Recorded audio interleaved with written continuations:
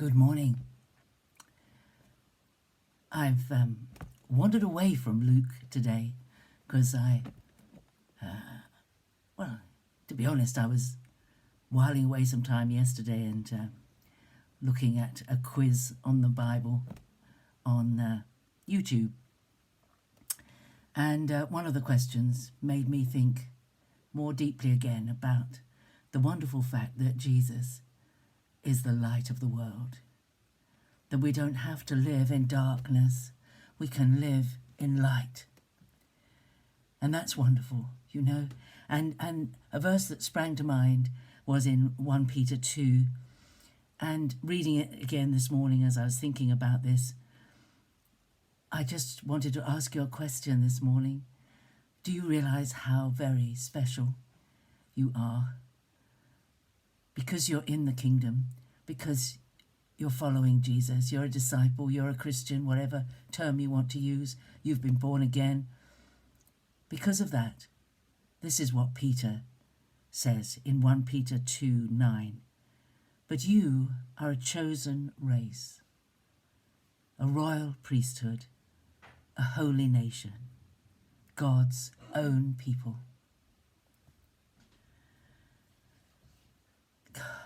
You know, stop and think. You know, we have so much in our news and in our media about identification, who you think you are, and you have the right to think you are whatever you choose to think you are. But the better way, I think, is to think of yourself the way that God thinks of you. And whatever background you have genetically, whatever the makeup in your DNA physically, when you were born again, you joined a new race, a new group of people, a different group of people, identified not by your history or your heritage or the colour of your skin or the shape of your eyes or even by your gender, but identified by God. Peter says, but you are a chosen race. You may think you chose God, but we looked at Luke, didn't we? And we saw the good shepherd seeking the lost, the woman seeking the coin, the father seeking the son. You may think you found God, but no, God found you. God chose you before the beginning of time. It's almost overwhelming when you stop and think of that. Little me out of all the people, little you out of all the people of the world. God, before the beginning of time, before even creation happened, knew you and I would need saving, and he set out to save us, to find a way, to translate us into his kingdom. You are a chosen race, a royal priesthood. When you pray for people, you pray as an anointed priesthood, interceding between people and God, and your prayers have a royal seal. You are a royal priesthood, a holy nation, a people set apart for God's delight, chosen, anointed, set apart, God's own people. We belong. We belong. You and I belong to the kingdom, the new kingdom that Jesus leads through time and space and eternity.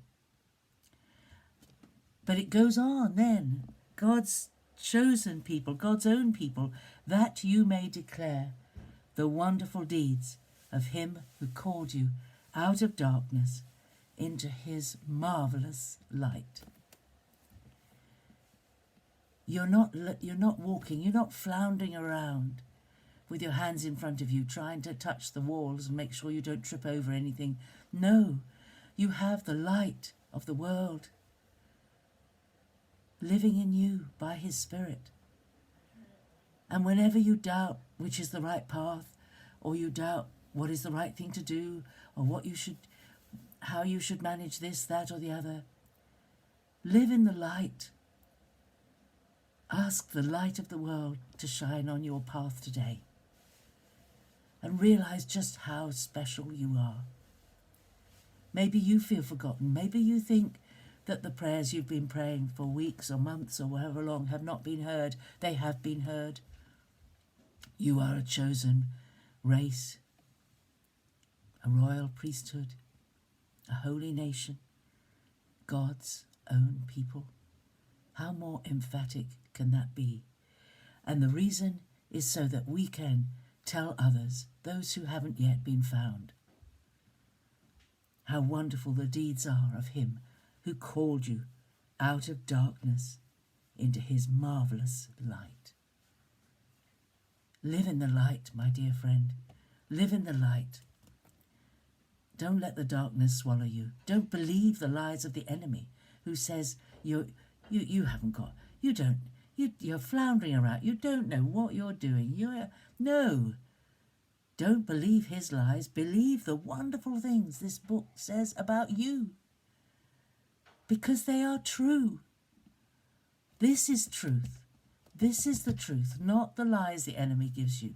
Not the who do you think you are? You're such a puny, useless, ungifted waste of space. God wouldn't worry about you. That is a lie. All of it is a lie. God doesn't want to hear my voice. He wants to hear the people who studied, or the people who recognized leaders. No, God wants to hear your voice crying out in praise and worship of him. If the stones could cry out, don't let your voice be silent. Speak out and cry out to God in worship and adoration and thanksgiving today for this marvellous situation he has brought us into because of what Jesus has done. Have a great day today. God bless you, and I'll see you again tomorrow. Bye-bye.